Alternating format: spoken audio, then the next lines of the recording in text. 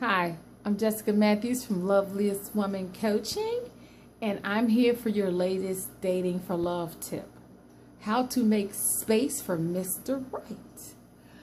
I recently had to come to grips with making space for Mr. Right, not because the person that was in my life was wrong, it was because the person who was in my life wanted something very different that I wanted. When we started out on the same page.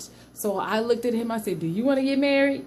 He looked at me, he said, "Do you want to get married?" And I said no, and he said no. And then we high-fived, and we're like, "Yeah, let's do this, let's go down this journey together."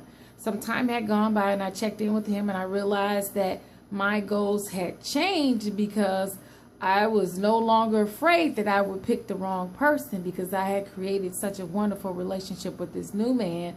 I then knew that I could create a new relationship with any guy because this is a strategy that I have. This is a strategy that I developed, and I forgot that I had this strategy because I was so consumed with being afraid with where I left and getting that same situation again.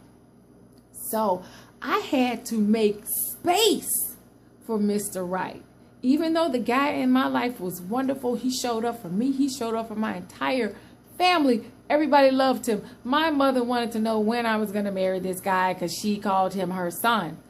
But he had different goals than I did, and I respect that. Giving him an ultimatum was not something that I felt would be wrong in the situation because we both started off with the same goal, and for me to try to force him to change his goal would be unfair at this point. So I decided to move on. I decided to make room for Mr. Right.